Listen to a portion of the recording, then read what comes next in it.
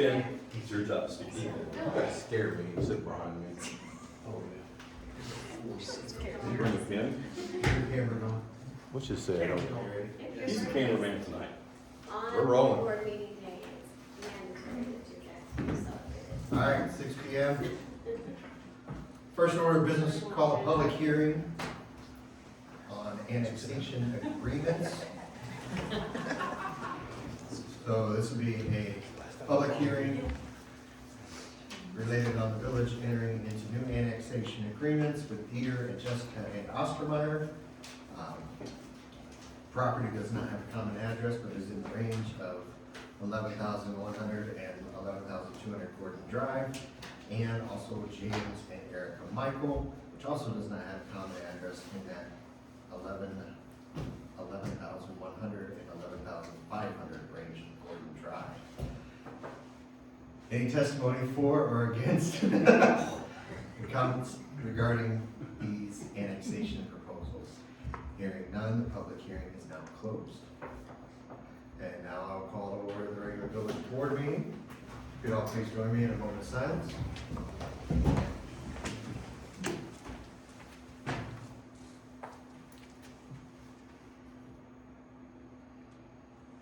And pledge of allegiance. I pledge allegiance To the flag of the United States of America and to the republic for which it stands, one nation, under God, indivisible, with liberty and justice for all.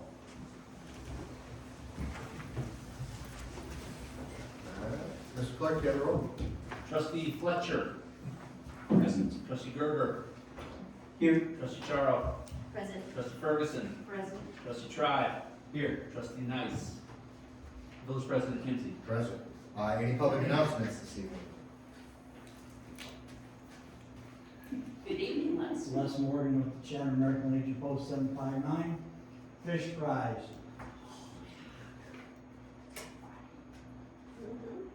Okay.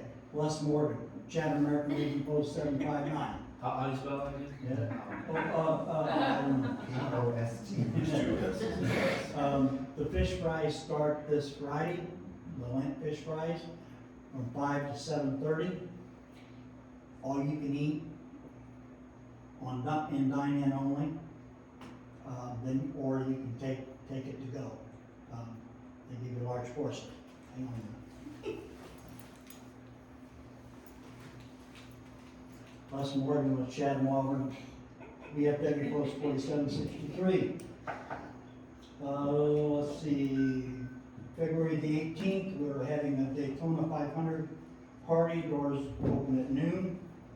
And they're planning all kind of games and things for that. And then on March the 9th, we'll be having a pancake and sausage breakfast from 8 a.m. to 11 a.m. Thank you. Thank you, Les. Thanks to both of you. Do you have another personality? Do you have another personality for us? Not appearing tonight. Are there any public comments on agenda topics? Hearing none, no old business. Item 1 under new business is an ordinance approving the annexation of property. This is the Ostermeyer property covered in the public hearing earlier. A motion to bring this to the floor. I'll make it. Second.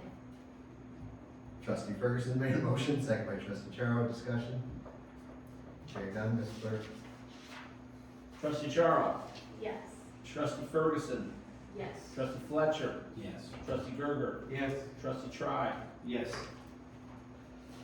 Item 2 is an ordinance approving an annexation of property. This is Michael property, subject to the public hearing earlier today. I have a motion to bring this to the floor.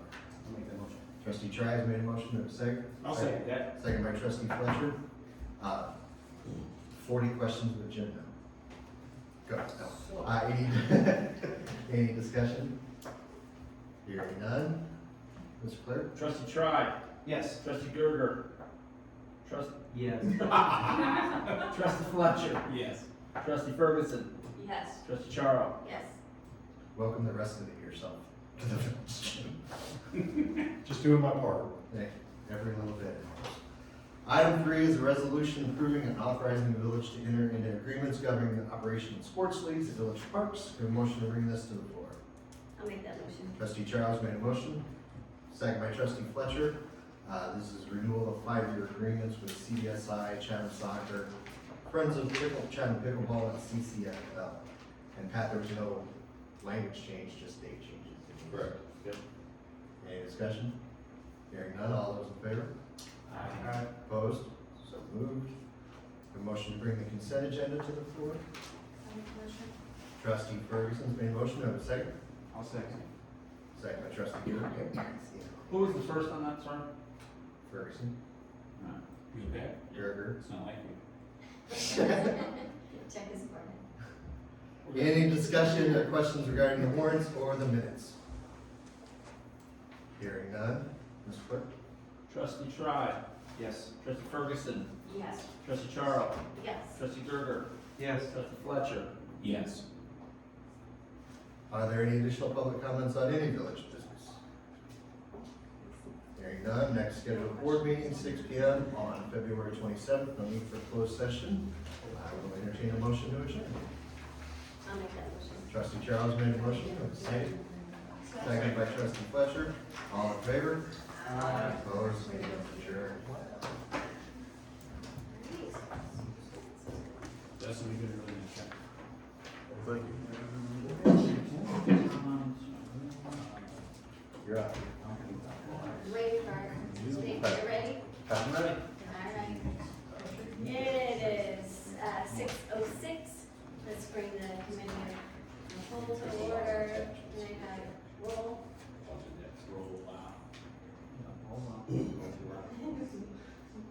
Different. Roll has myself. Roll call. Trustee Tribe. Here. Trustee Ferguson. President. Trustee Charo. President. Trustee Gerger. Here. Trustee Fletcher. He's here. Village President McKenzie. Also here.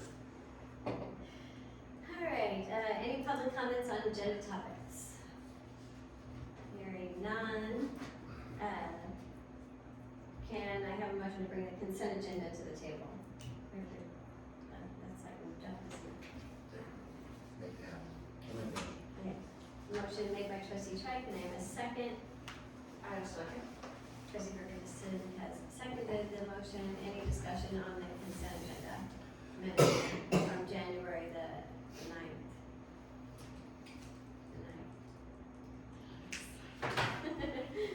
Hearing none.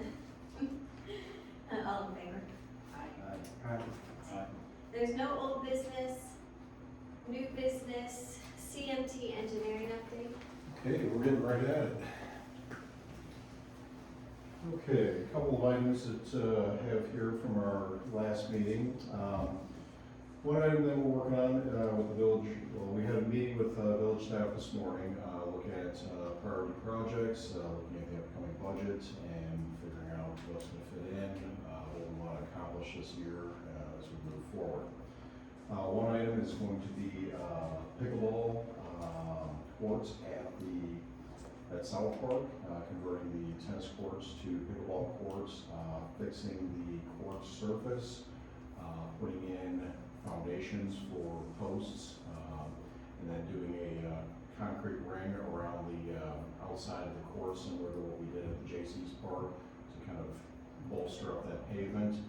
And after those improvements are done, and those are going to be done by village crew, concrete work, excavation, and repairs. After that, we're going to come in with a 4-inch HMA overlay, and then we're working with the pickleball community that is looking at financing the resurfacing of the court and the painting and surfacing activities. So try to get that done here and coordinate with them by this fall, so we can get everything done in a time frame that's least intrusive to their activities.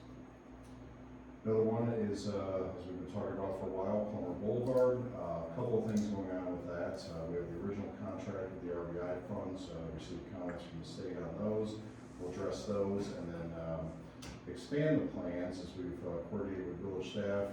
We're looking at adding some ARPA money to that to extend the project, in the amount of about $250,000.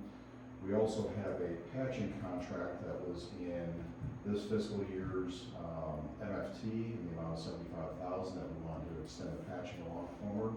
and continue that activity, and, looking at getting that let here this spring. And then, also, Pat's working with, SATS committee. We have some, funding that was appropriated to the village. We were looking at getting that, reallocated to the Plymouth Boulevard, project in the amount of $150,000, so we can take use of those funds. So, you know, all in all, project is being expanded, and that will be let in the spring, for paving, and that's gonna go all the way from Termagant to the east, how far we can go. Initially, we're looking at, depending on how prices come in, at Polecat Creek at the bridge there, but, looking at extending that, further to the east, hopefully, you know, down into the, underpass area as well, and get some of that repair. Jim explained to him about the part that's the states. So Route 4 is the states, but the returns go so far in east-west, those will not be repaid, okay? Those are still in fairly good condition, and when the state does any projects out there, they will repave those. So we'll come up, have saw cut, take care of that, and start on the other side, and head the other way. So what you'll see out there is a different pavement type, near the Walgreens entrance, and then, you know, near the Bank and Trust entrance. So that is the limit of the state's, maintenance obligations. So as we were coordinating initially on this project, the state does have a long-term range plan to repave Route 4. We're hoping to coordinate our plans with their plans. While it's in their 5-year plan, they've never committed to a specific date or letting that they're shooting for. So, you know, with the expiration of RBI funds, we have to move forward with our project. We're hoping for an economy of scale and piggyback on our project with their project, and all someone's already mobilized, the equipment's here, then we would just move forward with that, but, I know it's dragging their feet in terms of getting their work scheduled, so we're gonna move forward with ours. But, so yes, the limits will gap the Route 4 intersection, and then, you know, go from Termagant to the rate, you know, to the improvements, IDOT improvements at Route 4, pick up on the other side near the Walgreens entrance, and then continue to the east as far as we can go. So we're gonna leave the plans kind of open-ended, to be able to have some flexibility with the contractor. If we have more, depending on how the prices come in, we'll extend it, or, you know, contract it to, you know, right-size match the project with funding available. So, You say we're back on for spring letting? yes, Summer work then? it'll be spring. Spring work? Yeah, spring lighting, spring work. Any chance of getting that underpass painted too, Colorado, Painted? or underneath it, if we get that far? Well, we can put painting the underpass in the budget that we can't use these funds for, okay? With the walls? Yeah. Okay. Yeah. We are getting new lights there, that's already been purchased, some LEDs gonna be installed down there, so they'll be brighter and more safe. That'd be great. Yeah. Yeah, cause I think the big hole out on painting was waiting to get got it finished. So hopefully we can get it past there. So another project that we've been working with the village on is, identifying this, experimental pavement, that we wanna do for, low volume subdivision roads. We're gonna pull the trigger on that here this spring, looking at, Keystone, and improving, Keystone, due to the condition of the pavement. What we're gonna do is come in, edge mill along the curb and gutter, about 4 to 6 feet in.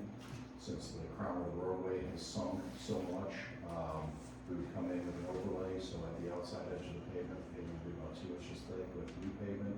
And then by the time you recreate the crown or crown correct the pavement, you know, you're probably looking at more like 3.5 to 4 inches thick in the center. So we're trying this with a fiber modified asphalt that's had real good success in Springfield. So looking at applying this, and hopefully this is going to be, like I said, experimental, but provide a lower cost opportunity to fix some of these low volume subdivision streets that we just don't have money to do full reconstruction on. So this will be a first attempt on this, and we'll see how it with the limited amount of traffic, subdivisions are built out, you don't have construction equipment, you don't have concrete trucks, so forth. So it's just gonna be the vehicular traffic and, once a week or twice a week, depending on who picks up garbage, occasional garbage trucks. So, thinking that this is going to be a good fix for, some of these type roadways. And if that's successful, we'll just start picking off more, which will allow us to do more. So, give this one a try first. Bike trail improvements, working with Dustin on, additional improvements of bike trail.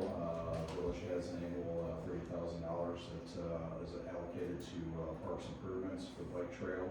So looking at doing some work in South Park to replace another segment of bike trail, and that will be put out to bid probably, let's see, I was gonna get Dustin some numbers here early next week, so we'll be on advertisement next week to start that work. Where you see the repairs out there now, CWLP came down and took down their high power lines that ran down that bike path, excuse me. And when they did, they damaged the bike path in a few spots. We had contacted them ahead of time and told them that we were expecting them to repair it. And we gave them a cross section that we used for the other areas that were concreted. And they agreed that they would repair the stuff to that cross section. So they dug it out, put in rock, and then they're gonna pour concrete over the top. So. Another project we're looking at adding into MFT this year, staying on Walnut intersection. I know you guys have gotten a lot of interest in that, so similar to what we did at Gordon Drive and Walnut, we're going to reprofile the intersection, survey that, reprofile it, and repave that intersection to repair the rideability through the radius returns there due to the condition of the pavement. Let's see what we got here. We have provided the maintenance list of items in typical MFT, so salt, guardrails, street signs, just patching materials, cold patch, hot mix, those type of items.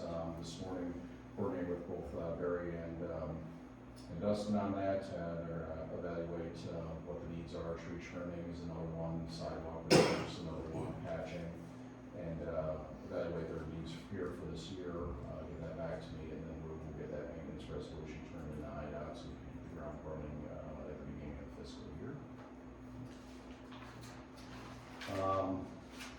Let's see, kind of a little bit of a surprise, not a surprise, but kind of out of left field, Fox Creek Plat 10. So that's something that's going to be coming to the board. Plummer, our RLP development is going to be Plat 10 of Fox Creek. So if you go to the intersection of Ptarmigan and Plummer and just go north there, and it's on the west side of the pavement there, filling in kind of the gap north of the Stream Creek area there. So that's going to hit the planning commission here this Thursday. I've done my preliminary review on that, making a recommendation for approval moving forward for the preliminary plan. And so that will come to the board for approval on that. It's another development coming into Chatham, which will be good. Another project that we're looking at with village staff is improvements or upgrades to Woodland Trail, servicing Spartan Valley Estates from Iron Bridge back through that area. That's going to involve some coordination with the city of Springfield. It's kind of a weird situation because it's city of Springfield owns the roadway, but the village has maintenance responsibilities of the roadway. The roadway's in poor condition, but that's due to drainage problems out there. So there's going to be some coordination between the village staff and the city of Springfield on hopefully some sort of shared responsibility there to, if you fix the drainage, we'll fix the road, or some sort of combination there, because we can't fix the road until the drainage is fixed. So there's no point in doing that because we'll continue to have the deterioration. But identified some concerns out there. We'll be pulling together some cost estimates to do that work and what's the best approach for repairing that pavement.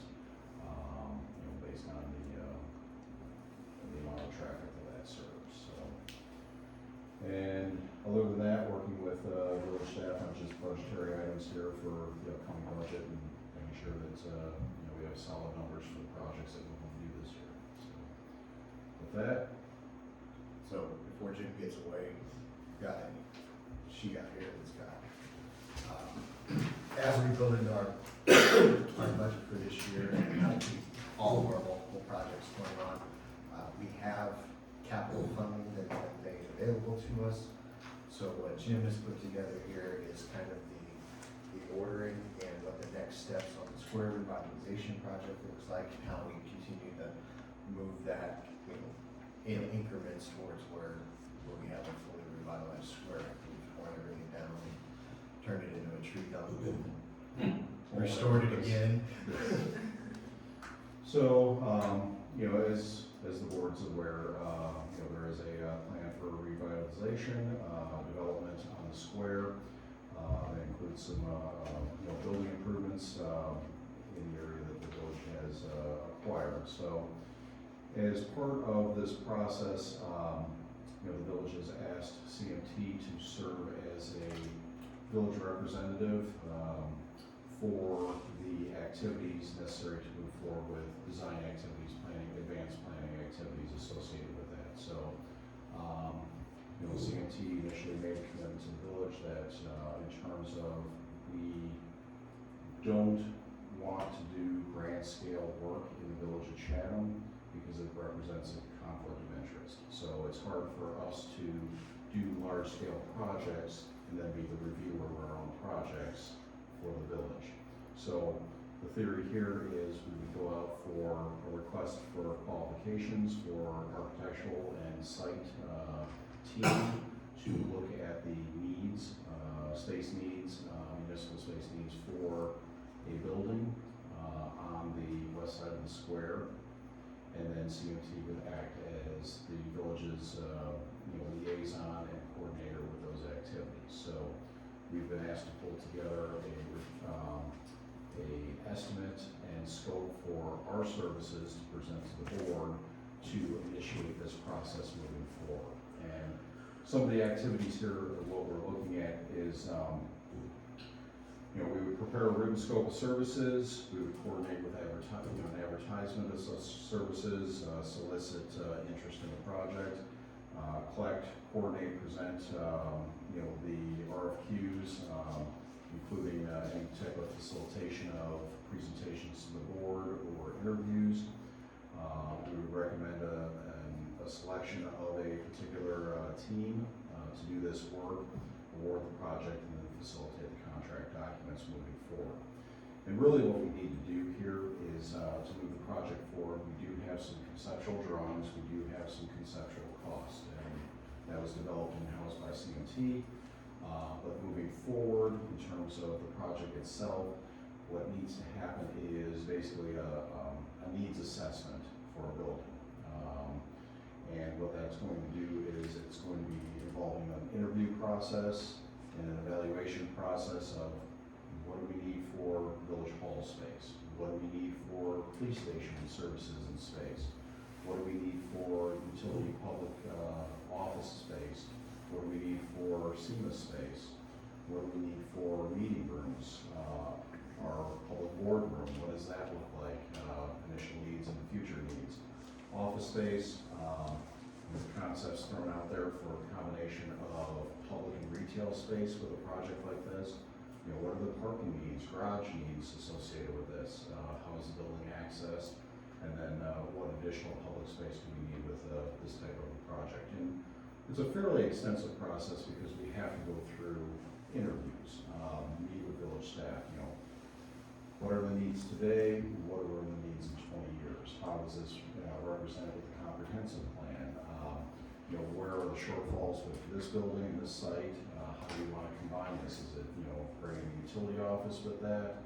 Bringing all the services provided under this building? Is there anything else from a public utility standpoint?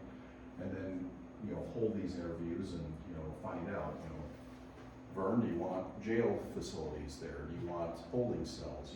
Things like that, in terms of figuring out what the actual needs and the function of the building is going to be and the layout. So we would work with the village, determine what this looks like and, figure out what the needs needs are based on the budgetary allotments provided.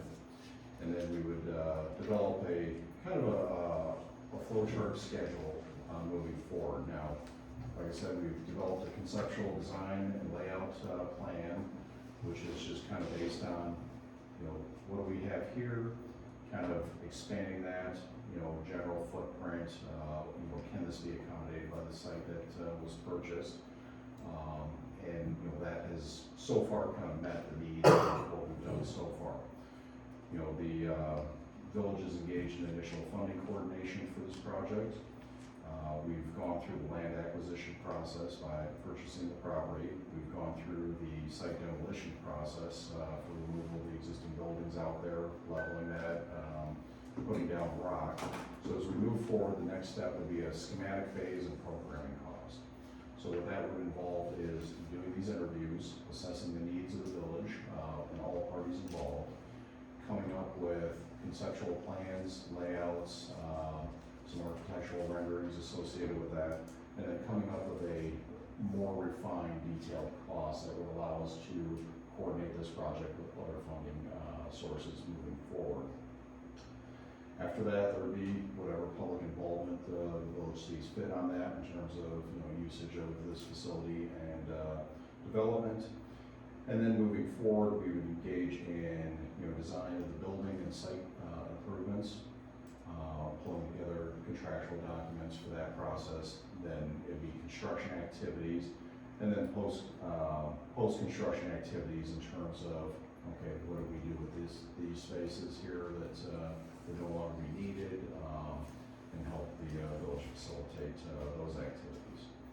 So, you know, once again, a lot of this is going to be budget driven. So we have some preliminary planning figures, but as we do this needs assessment, we can refine those numbers, move forward. You know, the next step would be, you know, achieving those numbers. Then with the development of construction plans, those numbers would be refined further.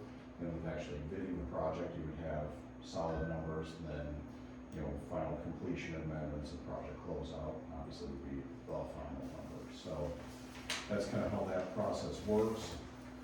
And really from a phasing standpoint, you know, I've got it broken up here into 7 phases. You know, conceptual plans and estimates, we've completed that.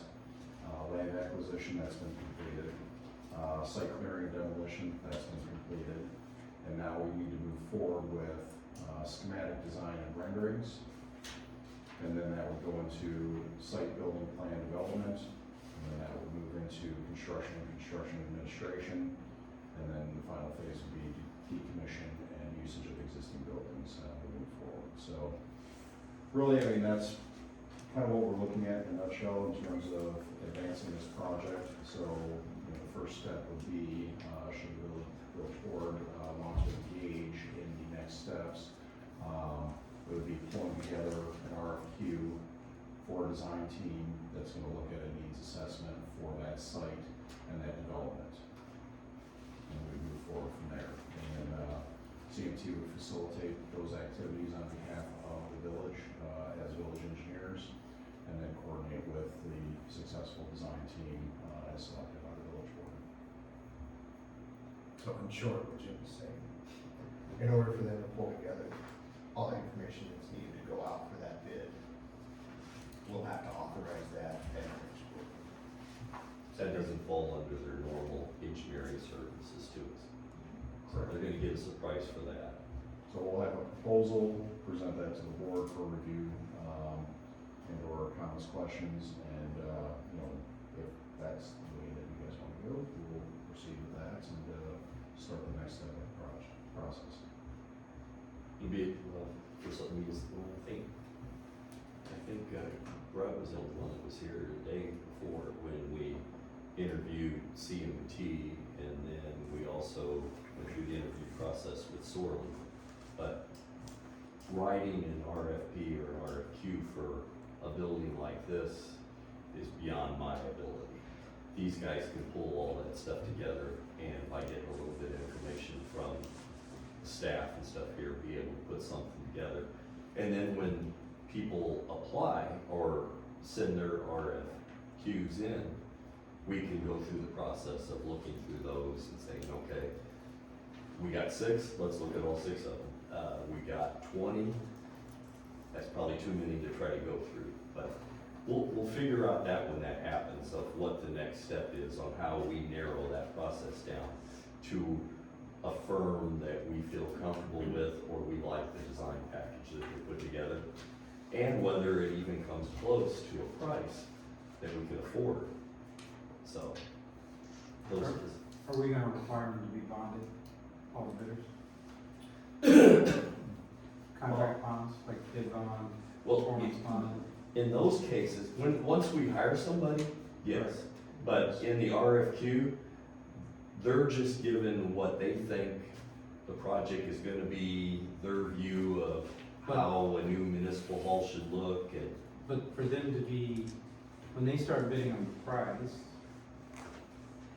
we should have those bonds in place, otherwise, we don't have it in place prior to. So the bid bond is, somebody bids us 35 million and we can't, that's just a number. I have no number. Somebody says 35 million, and another person Oh, says, you just started a fire. So we know Kruger's upper threshold. so then, and then somebody bids 40 million, but we can't come to agreements with the 35 million. The bid bond will pay that difference, we'll still only pay the 35. 'cause we have Okay, bid so bid bond for the architectural design services or bid bond for construction services? construction. Okay, so that's 2 steps down the road. Right, but, so if we get to there, can we say no and go back to one of the others to? or of what their architectural design is, a different design. Yeah, to be able to, So one of the things that, I've talked with our architectural staff with is, one of the things that I think we want to be upfront and clear with is, what is our budget? So we don't want to have a building design where, okay, it's the Taj Mahal. Pat, yeah, Pat would like gold bricks in his office, I don't know what Fernando wants, he wants something. Right. But, He can just decorate with all his awards. that's it, Oh, he has a whole room for that. Yeah, we need- That's like one of his offices. Yeah, we need a trophy Yeah, that's- case. That's A a large trophy trophy case. room. Built into it. Yes, but, we don't wanna go through and, as we're doing the needs assessment, doing the interviews, they're gonna ask, okay. We wanna do one RFQ. Yes. For the architect. Well, we're gonna do. But that's just for the architect. We're gonna do one RFQ for this needs assessment with the idea that we would move into the architectural services and design services, but we also wanna leave that open, that we don't necessarily have to select that firm just because they did the needs assessment. So if we do the needs assessment, and it's like, okay, this meets our needs, yeah, they gave us some good plans, but we didn't really mesh well with it. Right. We wanna be able to have the ability to go out for reselection for the actual architectural services for the construction. And then will we do an RFQ for the constructions? Yes, so that will be another contract. Their RFP. Yes, that And will be then for another. that, we'll do bid bonds. Yes, Okay. absolutely. Good. So, And in the initial one, you may have a team come in. You may have somebody that has an Right. architect, a structural engineer, and the guys that do the construction work. And they turn around and sell their package to you that, hey, we can do this, and we Right. can do this building for you, and we can do it for Right. roughly this amount. Because you see it many times in municipalities, somebody weighing the bids, because Yes. the municipality correct, goes on price. Correct. Typically, correct. and then they can't do it for that. But we wanna right-size the design based on the budget, so, once we're going through this, it's, always balancing out, Right. you want this, and you want this, and you want It's this, gonna cost. but, there's 3 million, 3 million, 8 million, okay, well, where do we wanna cut Right. back on this, or where do we wanna short this, or how do we wanna phase it?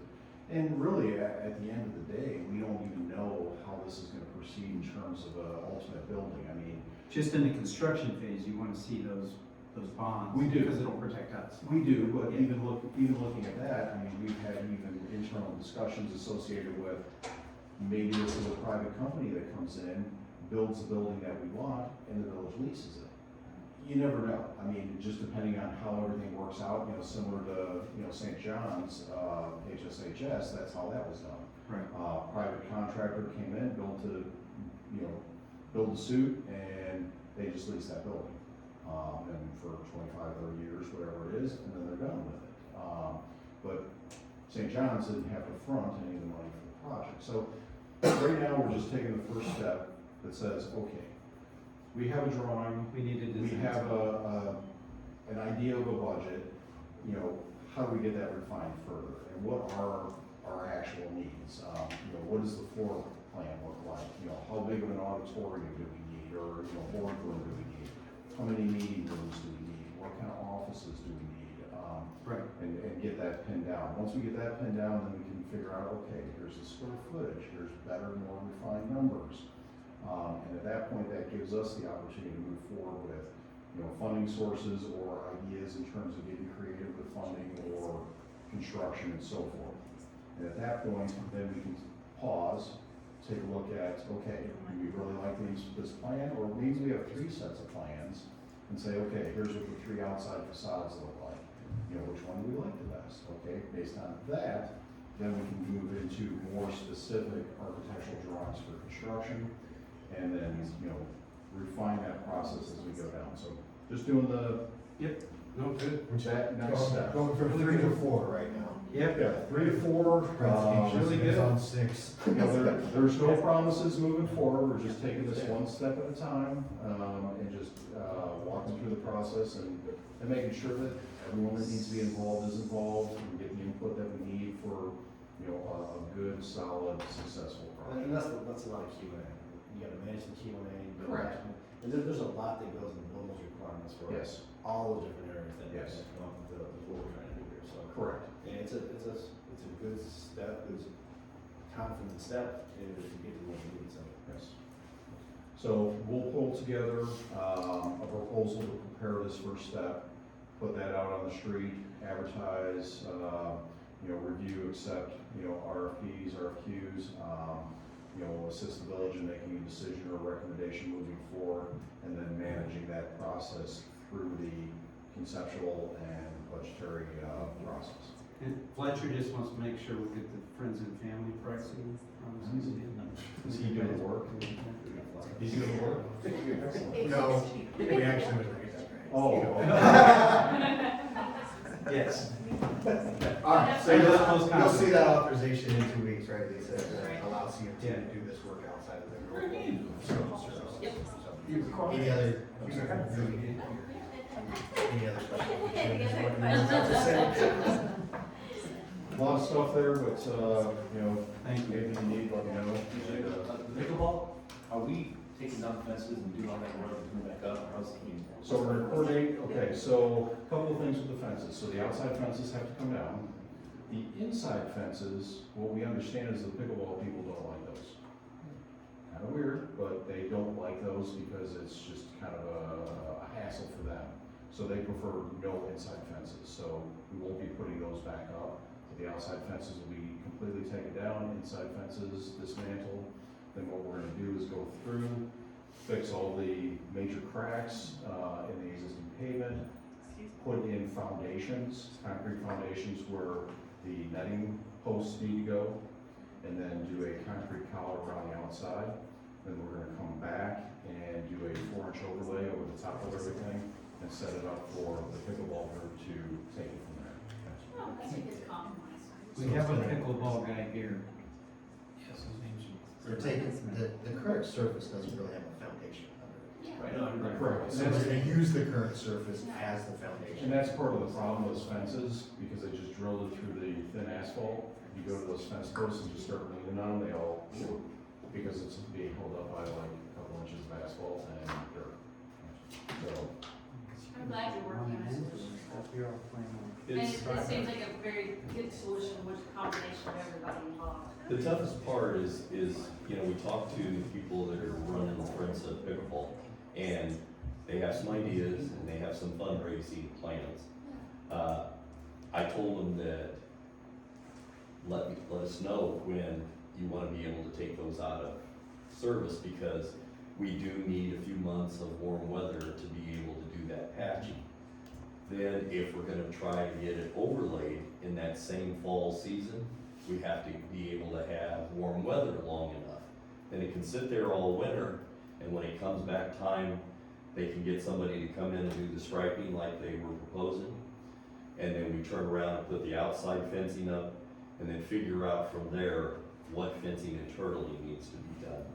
They put fences around every little court, and I think they're leaning away from that and having it more where it would keep the balls going from, say, north to south, but not so much east to west. And then if people wanted fences, they could get those real light temporary ones and set them between them and stuff. And we could put a shed up there and have a dozen of those in there and stuff. That some people use them, some people don't. But putting permanent fencing in there, all that does is hamper the future of additional overlays and additional, because you're having to pull the fences every single time you go and redo the thing. So,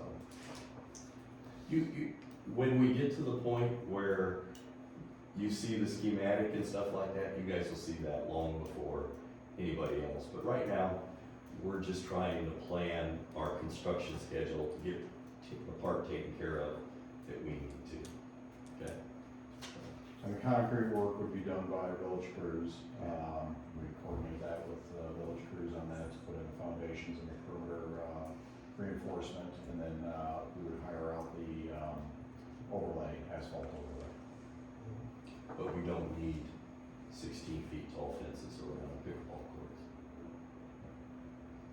And that's what's there now. It was there because of tennis, but, so, You know. it'll look, Sure. it'll look very nice Sure, sure. in that setting. We you know. should be okay. So, thanks, Jim. Yeah, thank you. Thank you. Thank you. Next up is the village manager update. Well, I know we wanna be out here around 20 till, but it's too late. The biggest item is, and you'll see all the attachments there, is we started the budget process, and in that budget process, the thing we realized right off the bat is that our water fund is in dire straits. It was close last year, and we thought we could make it one more year without doing a rate increase, but we cannot do that now. It's the point where we have to do multiple increases over the next 3 years. And you see the numbers in front of you. Dustin has looked at it from every which angle. Megan and Kayla has done the same thing. We've tried to put something together, run it by the mayor. He's reviewed it, looked at it. I think we're to the point where we have something that will allow us to move forward with our water department. We're not looking to add more staff. We're not looking to add a ton more equipment or anything.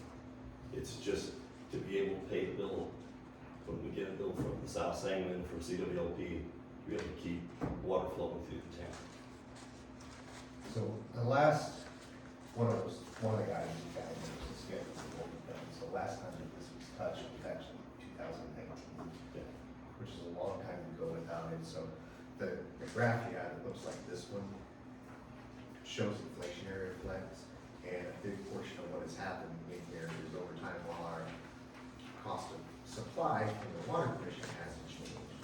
All of the materials that it takes Dustin to be able to fix mains, extend mains, replace the hydrant, all of those materials and our fuel and anything that we operate has gone up substantially in the last 5 years. So what that deferral in changing rates has done is we've eaten through what we have in our cash reserves. So last summer, we saw the reason why you have cash reserves when we went through the storm, where the weather all that was the reserve that we built into the electric fund. So the goal on this is over the 3 years is to start the water fund back on that trajectory where it's building back up to the reserve that it needs to be. How did the water jump so far down in 22? Was it increased purchasing from CWLP? Was it, I mean, because we had less The employees. year of COVID, Yeah, we sold more water than we've ever sold in our lives. right. And we thought that was where water sales were gonna stay. and they dropped off drastically the following year. Okay. That and the combination of the margin that we charge for water compared to how much we pay for water is so thin.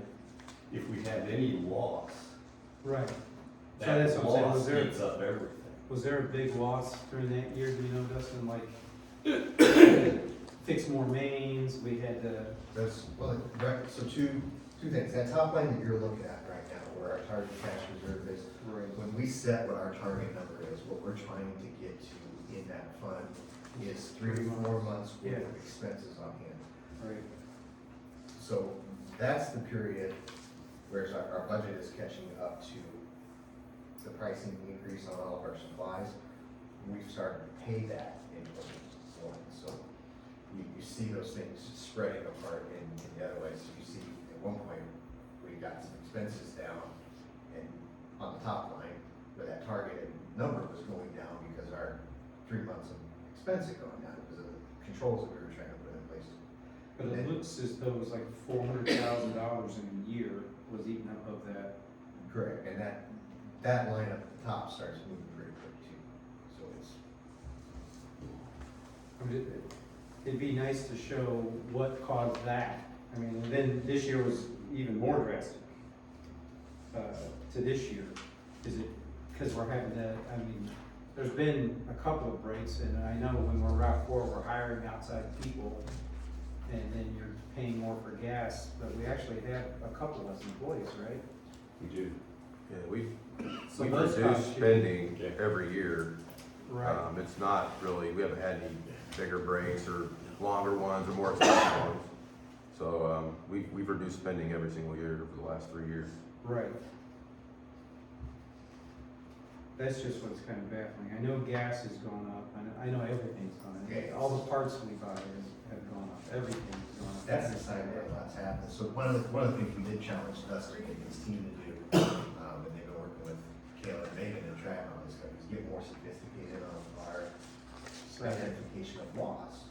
Right. And what we're doing, so down to the point now, even when there's a fire, they know how long the hydrant was open, Right. which hydrants were open, what the size of the main and the flow rates are, all that, so that when we look and track what kind of non-revenue water goes through a system in a month, we say of that amount that we didn't bill for, we know X was here. Because you're gonna lose some just naturally in the system.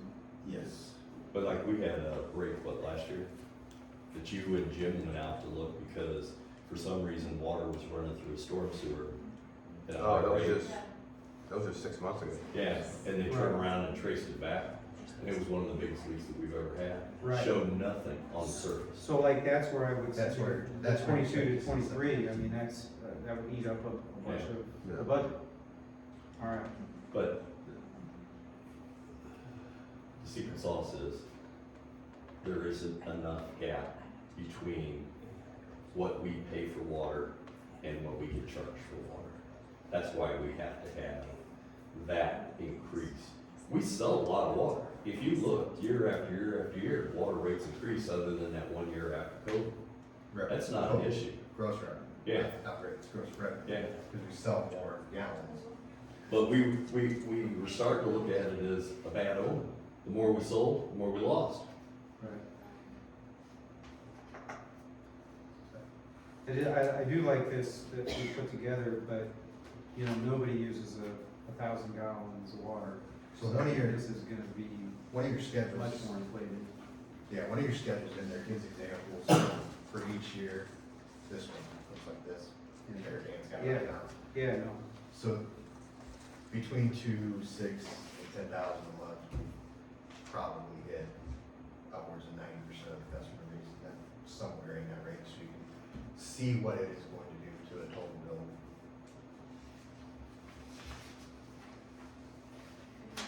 Any further? So this is gonna appear on, at the next. This would be in 2 weeks as well. When we do rate setting, we do rate setting by resolution. And then after that resolution is passed, there's a 60-day notice before it goes into effect. So after the resolution passes, the next thing that you would, do is when the next bills come out, the notice would be a mayor of official rates are gonna be 60 days from this time. So that's how we back into this schedule of why you do it in February, so that it's in place and effective at the beginning of our fiscal year. So what you're proposing, 10% increase for May first, it's a 24, and then again in May of 25, another 3% increase, and another 3% increase in May of 26.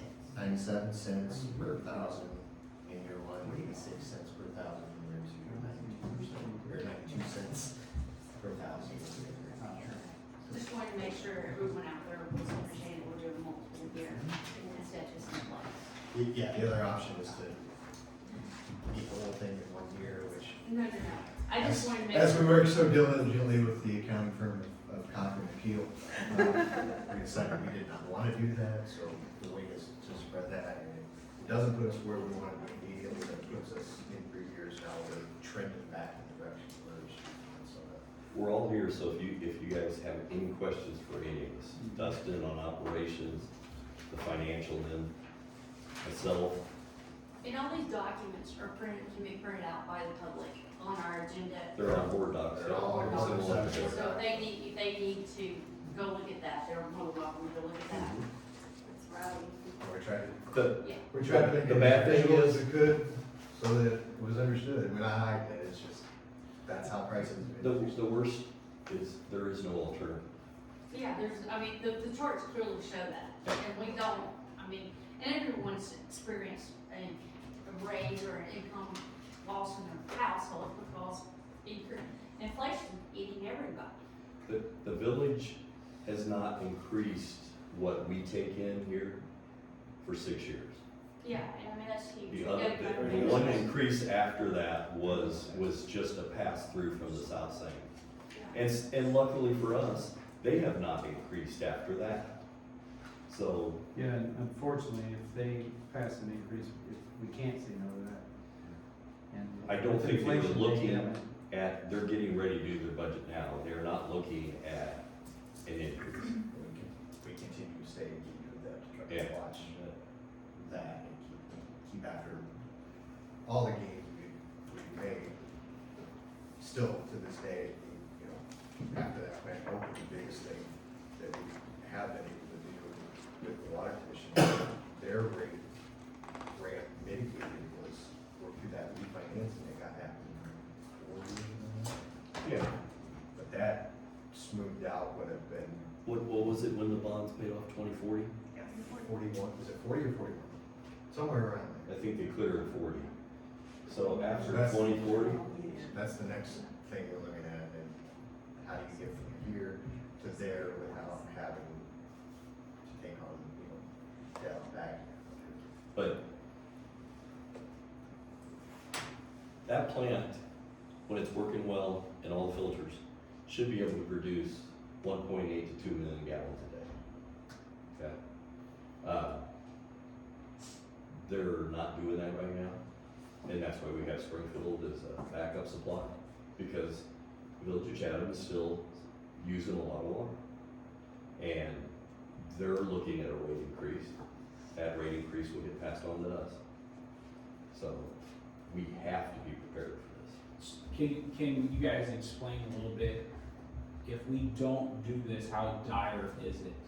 If something were to go So south? when I first began on the board,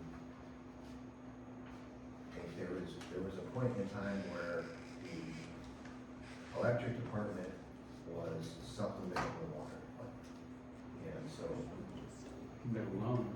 yeah, we ended up with a loan, this was 8 years. 8 years, we finally got that loan already paid and got it back to the spot. Alone back to the electric. Back to the spot where it's in my accounting line. The electric department is its own accounting entity. The water department is its own account, and they shouldn't be mixed. Can we rename this, the target cash reserve for the actual cash reserve? That's just for the water fund, right? Water, yep. It'd be great if we put water target cash, because people would be like, this is your total cash reserve for the village, and you're using water funds, and, no, this is the water target This is cash. just water. Yeah, if we And could, that's a 3-month, correct, well, we always strive for Yeah. it, but if you, by not naming it that, people are gonna yell at us. That's the goal, we want to win, and Okay. If you rename that, that saves us some money. well, the thing is we get so used to working with these numbers and we know what we're talking about. And you know, and I know, And- and you know, Yeah. we water have to can't look pay at for it from electric, a- that's why we had an electric loan that the water department had to pay back. And John, that's what happens if you don't do it. So all you're doing is taking that out of this pocket and putting it in this Well, pocket. even- Because you have to raise electric Well, rates. even worse, you're You do. getting to a point where Dustin and his guys don't have the things they need to provide all of us what This is- we need to run our homes, And that's, businesses. that's the right point right there. Mm-hmm. There is a distribution system that runs through this town, and it's extensive, and it's That extremely we're responsible important. for. And well, that guy's responsible for it, but it's true, and they have to have the people, they have to have the equipment. Otherwise, what you risk if you don't bite the bullet and set your rates where you need to be, is you denigrate the integrity of that distribution system to the spot where we're not talking about targets for, 15% water loss through a system. We're seeing things that are 40 and 50% water losses because they can't fix it, which just makes it compound on top of each other. This by no way is the fault of Dustin or any of his No. staff. They do a fantastic job. Actually, Agreed. if it wasn't for Dustin and his staff, some of you that have been around here for a long time, we took a beating for our switching systems and then the taste of our water and then this was in it and this was in it and this. We don't get complaints anymore. Not on that stuff. We get complaints because our water is expensive. We are stuck with that till at least 2040. After that, hopefully, it will come back to a level, normal rate that you see in central Illinois.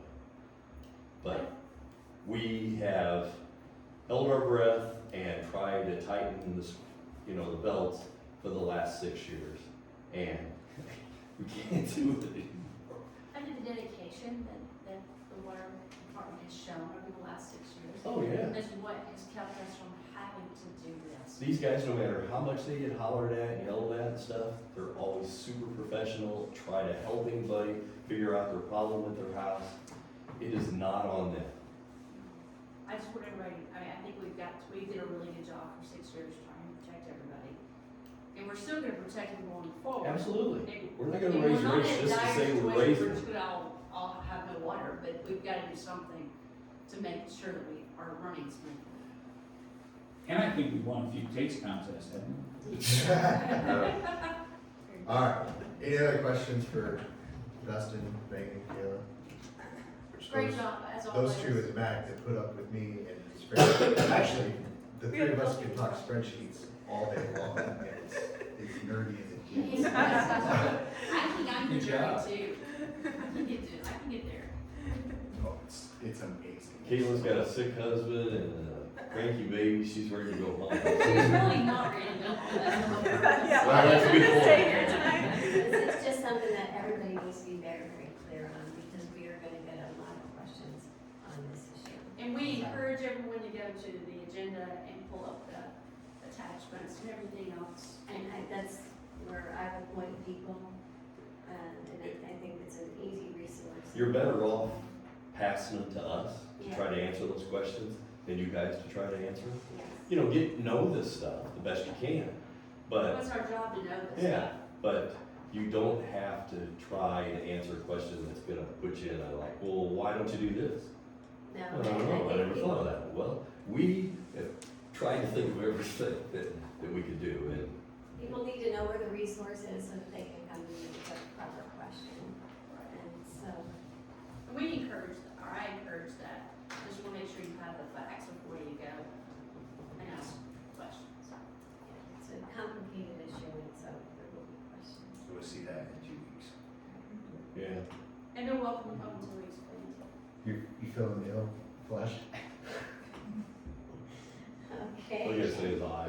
Anything further for the village manager update? Like I said, we're working on budget. I don't don't see an issue with that. Megan is, what, maybe a day or two away from getting the last two FEMA stuff completely submitted? Hopefully, Allegedly. yeah, we'll see what review and what additional questions we get. It's been tough. She has been doing a fantastic job on I agree. I'll go over 8 months that. after. And Kayla's been working on the spreadsheets and stuff for the That's budget, fast track. so. Kayla's been working at home. And of course, Vern's Vern. He's on vacation, start tomorrow, so. So, that's all? That's it. Okay. No public property, meeting, any public comments on, village business? Hearing none. The next scheduled committee of the whole, 6:05 on March the 12th. And, with that, I'll take no reason for closed session. With that, I'll take a, motion to adjourn. I'll make that motion. Trustee Ferguson has made a motion to adjourn. Can I have a second? Trustee Fletcher has seconded. All in